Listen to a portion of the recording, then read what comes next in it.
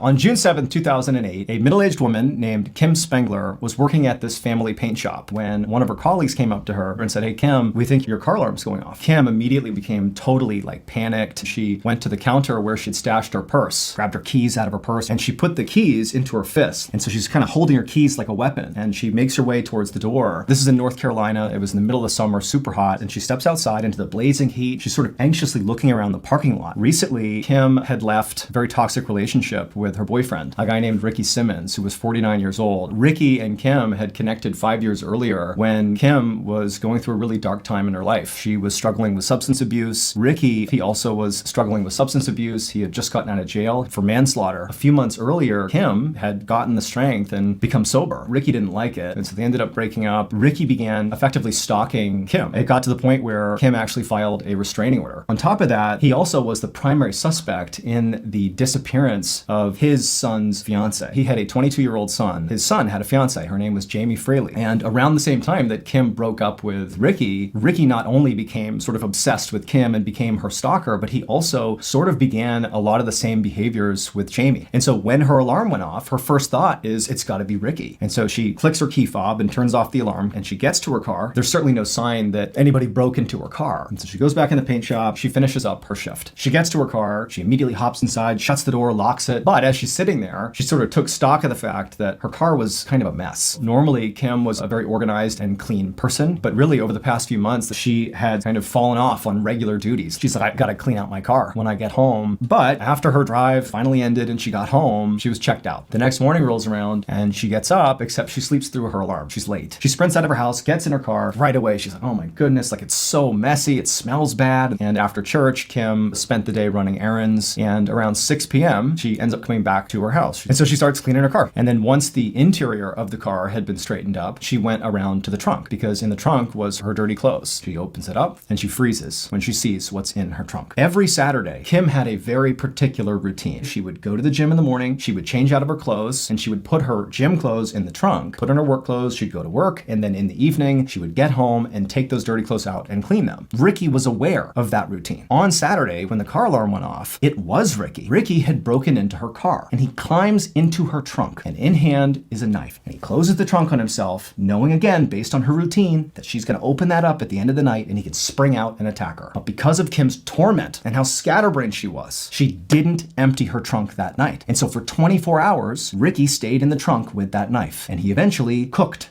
to death. And so when she opened it up, he was dead and decomposing in the trunk, still clutching that knife. What almost certainly happened is simply because Kim did not open the trunk that night, she saved her own life.